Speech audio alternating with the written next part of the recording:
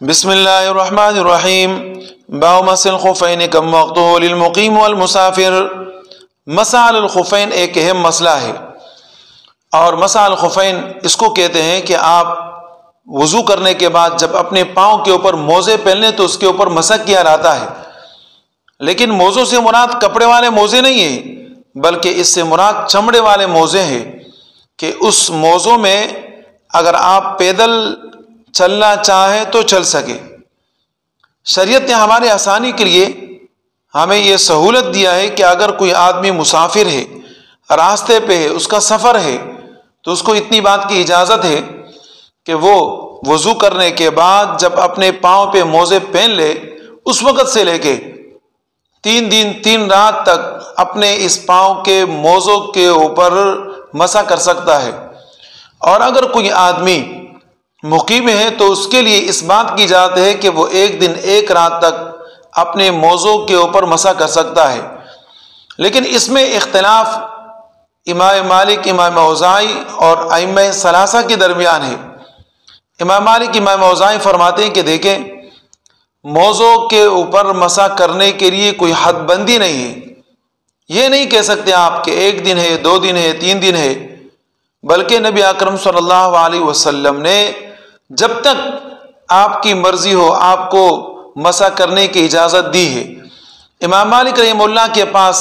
حضرت ابو عمارہ رضی اللہ تعالیٰ عنہ کی روایت ہے۔ حضرت ابو عمارہ فرماتے ہیں قال یا رسول اللہ امسح علی الخفین، اے اللہ کے رسول کیا میں اپنے موزوں کے اوپر مسح کروں؟ نبی اکرم صلی اللہ علیہ وسلم نے فرمایا کہ ہاں آپ کریں۔ پھر فرمایا اللہ کے رسول 1 دن؟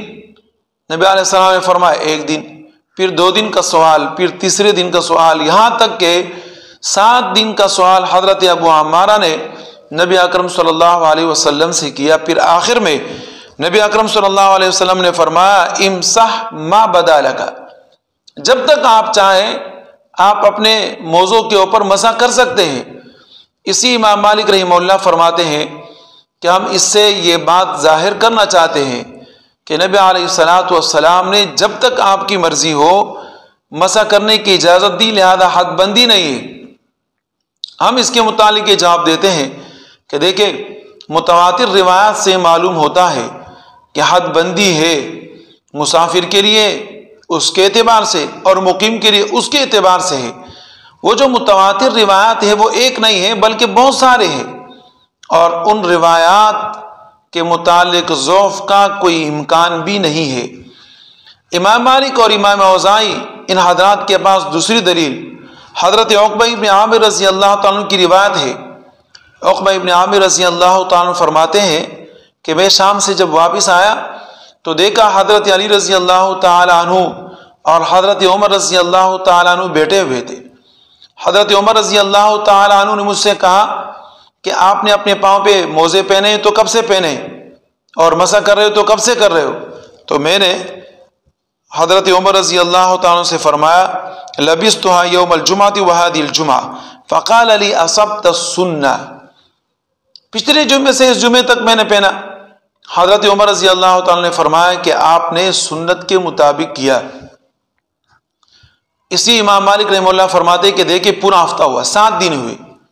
اب جب 7 دن تک حضرت عقبہ ابن عامر نے اپنے موزوں کے اوپر مسح کیا تو معلوم یہ ہوتا ہے کہ جناب 2 دن 3 دن کی بات نہیں ہے، بلکہ 7 دن تک بھی آپ اپنے موزوں کے اوپر مسح کر سکتے ہیں، بلکہ 7 دن نہیں بلکہ لامحدود بھی آپ اپنے موزوں کے اوپر مسح کر سکتے ہیں۔ لیکن ہم یہ کہتے ہیں پہلی بات کہ آپ نے پہلے کیا کہا؟ آپ کا فرمان یہ تھا کہ جب تک آپ چاہے آپ اپنے موزوں کے اوپر مسح کر سکتے ہیں، اور اب یہاں پر 7 دن کا آپ استدلال کرتے ہیں۔ ایک تو آپ کے بات کے اندر تضاد ہے، دوسری بات ہم یہ بتاتے ہیں کہ دیکھیں حضرت عمر رضی اللہ تعالیٰ عنہ کا خود عمل وہ اس کے خلاف ہے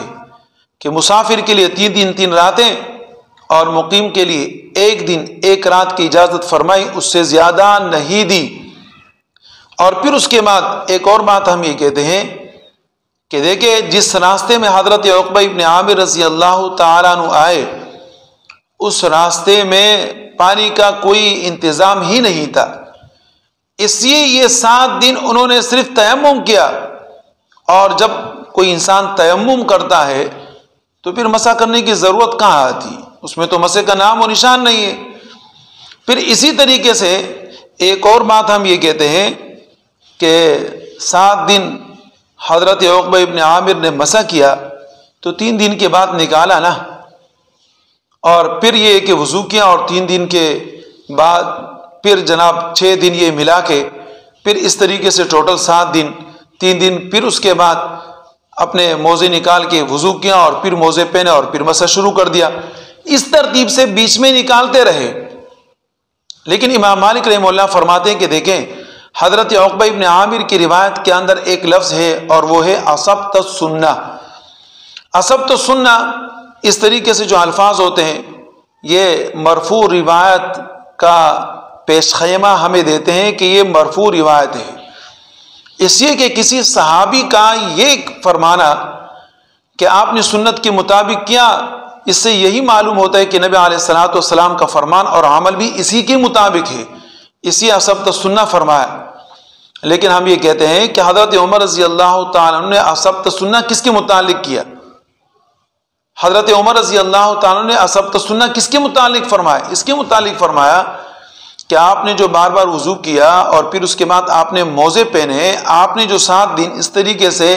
اپنا یہ عمل کیا ہے، لہذا آپ نے سنت کے مطابق کیا، سنت کے خلاف نہیں، اور سنت عمل بھی یہی ہے۔ ائمہ ثلاثہ، امام شافعی، امام ابو حنیفہ اور امام احمد،